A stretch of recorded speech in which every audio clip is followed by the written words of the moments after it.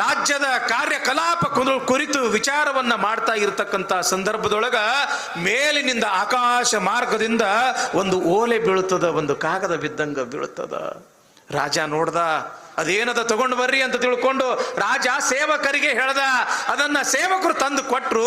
ಒಂದು ಏನೋ ಬರೆದಿರ್ತಕ್ಕಂಥ ಪತ್ರ ಇದ್ದಂಗ ಇತ್ತು. ಆದ್ರೆ ಆ ಅಕ್ಷರ ಮಾತ್ರ ರಾಜನಿಗೆ ಗೊತ್ತಾಗ್ಲಿಲ್ಲ. ಯಾವ ಭಾಷೆ, ಯಾವ ಲಿಪಿ ಅನ್ನೋದು ಗೊತ್ತಾಗ್ಲಿಲ್ಲ. ಅಲ್ಲಿ ಇರ್ತಕ್ಕಂಥ ಸಾಮಂತ ರಾಜರಿಗೆ ತೋರಿಸ್ದ, ಇದು ಯಾವ ಭಾಷೆ, ಏನದ ನಿಮಗೂ ಗೊತ್ತಾಗ್ತದೇನು ನೋಡ್ರಿ ಅಂತ ಕೊಟ್ಟ.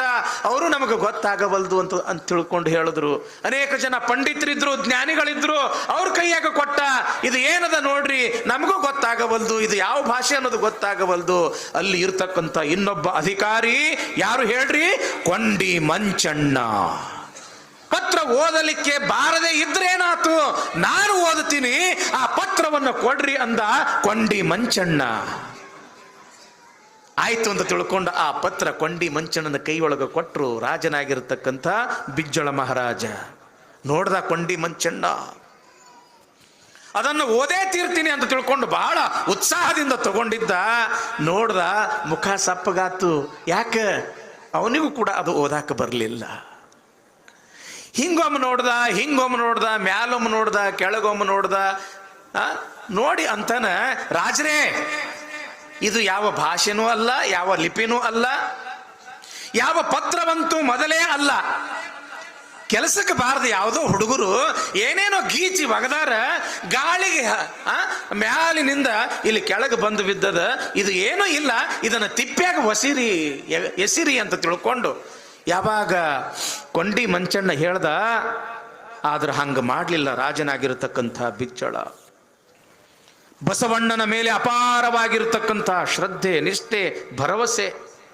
ರಾಜ ಸೇವಕರಿಗೆ ಹೇಳ್ದ, ಸೇವಕರೇ ಅಲ್ಲಿ ಕರಣಿಕರಾಗಿರ್ತಕ್ಕಂಥ ಬಸವಣ್ಣನನ್ನ ಕರೆದುಕೊಂಡು ಬರ್ರಿ, ಕಾರ್ಯಾಲಯಕ್ಕೆ ಹೋಗಿ ಬಸವಣ್ಣನವರನ್ನ ಕರ್ಕೊಂಡು ಬರ್ರಿ ಅಂದ ಕೂಡಲೇ ಬಸವಣ್ಣವರನ್ನ ಕರ್ಕೊಂಡು ಬಂದ್ರು. ಪ್ರಭುಗಳೇ ಅಂದ್ರು ಬಸವಣ್ಣವರು.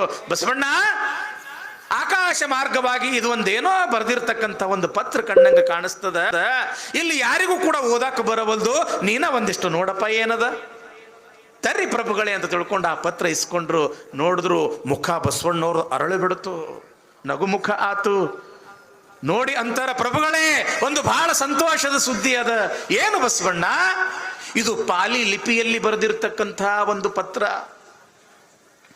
ಅದಕ್ಕೆ ಶಿವಲಿಪಿ ಅಂತನೂ ಕೂಡ ಕರೀತಾರ. ಹಿಂದೆ ಈ ರಾಜ್ಯವನ್ನ ಆಳಿರ್ತಕ್ಕಂಥ ಚಾಳುಕ್ಯ ರಾಜರು ಬರೆದಿರ್ತಕ್ಕಂಥ ಪತ್ರ ಇದು. ಒಂದು ವಿಶೇಷವಾಗಿರ್ತಕ್ಕಂಥ ಮಾಹಿತಿ ಈ ಪತ್ರದೊಳಗದ. ಅಂಥದ್ದೇನದ ಬಸವಣ್ಣ? ಏನಿಲ್ಲ ಪ್ರಭುಗಳೇ, ನೀವು ಯಾವ ಸಿಂಹಾಸನದ ಮೇಲೆ ಕುಳಿತಿದ್ದೀರಿ, ಆ ಸಿಂಹಾಸನದ ಕೆಳಗಡೆ ಒಂದಲ್ಲ ಎರಡಲ್ಲ 84 ಲಕ್ಷ ಬಂಗಾರದ ನಾಣ್ಯವನ್ನು ಹೊಂದಿರತಕ್ಕಂಥ ಒಂದು ದೊಡ್ಡ ಬಂಗಾರದ ಗಂಟದ ನಿಧಿ ಅದ ಅಂತ ತಿಳ್ಕೊಂಡು ಬಸವಣ್ಣವರು ಹೇಳಿದ್ರು ರಾಜನಿಗೆ. ಏನದ ನಿಮ್ಮ ಸಿಂಹಾಸನದ ಕೆಳಗಡೆ? 84 ಲಕ್ಷ ಬಂಗಾರದ ನಾಣ್ಯ.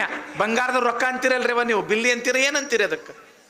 1 ರೂಪಾಯಿ ಗಟ್ಟಿ ಇರ್ತಾವಲ್ಲ, ಅದಕ್ಕೆ ಏನಂತೀರಿ? ಇಂಥವು 84 ಲಕ್ಷ ಬಂಗಾರದ ನಾಣ್ಯಗಳನ್ನು ಹೊಂದಿರತಕ್ಕಂಥ ಅಪಾರವಾಗಿರ್ತಕ್ಕಂಥ ರಾಶಿ, ಬಂಗಾರದ ರಾಶಿ ಅದ ಅಂತ ತಿಳ್ಕೊಂಡು ಇದ್ರೊಳಗೆ ಬರೆದದ. ಹೌದೇನು ಬಸವಣ್ಣ ಅಂದ್ರು. ಯಾರು? ಬಿಜ್ಜಳ ರಾಜ. ಕೊಂಡಿ ಮಂಚಣ್ಣ ಅಂತಾನ, ಪ್ರಭುಗಳೇ ಬಸವಣ್ಣನ ಮಾತು ನಂಬಕ್ ಹೋಗ್ಬೇಡ್ರಿ, ಬಸವಣ್ಣ ಜ್ಞಾನಿ ಅಲ್ಲ, ಕೆಟ್ಟ ಅಜ್ಞಾನಿ ಅದನವ. ಅವನ ಮಾತು ಕೇಳಿ ನೀವು ಸಿಂಹಾಸನವನ್ನು ತೆಗೆದಿಟ್ಟು ನೀವು ನೆಲವನ್ನ ಅಗದಿದ್ದೇ ಆದ್ರೆ ಇದು ರಾಜ್ಯಕ್ಕ ಅಪಶಕುನ. ಮತ್ತಟ್ಟು ಭೀಕರ ಬರಗಾಲ ಬರ್ತದ. ಅದಕ್ಕ ಆ ಸಿಂಹಾಸನವನ್ನ ಎತ್ತಿ ಇಡಬೇಡ್ರಿ ಅಂತಾನ ಕೊಂಡಿ ಮಂಚಣ್ಣ. ಏನ ಆಗ್ಲಿ, ಬಸವಣ್ಣನ ಮ್ಯಾಲ ನನಗೆ ವಿಶ್ವಾಸ ಅದ, ಭರವಸೆ ಅದ, ನೋಡೇ ಬಿಡೋಣ ಅಂತ ತಿಳ್ಕೊಂಡು ಸೇವಕರನ್ನ ಕರೆಸಿ ಸಿಂಹಾಸನವನ್ನ ಬದಿಗಿರಿಸಿ ಆಳುಗಳನ್ನ ಕರೆಸಿ ಆ ನೆಲವನ್ನು ಅಗೆದಾಗ ಬಸವಣ್ಣ ಹೇಳಿದ್ದು ಸುಳ್ಳಾಗ್ಲಿಲ್ಲ. ಬಂಗಾರದ ರಾಶಿ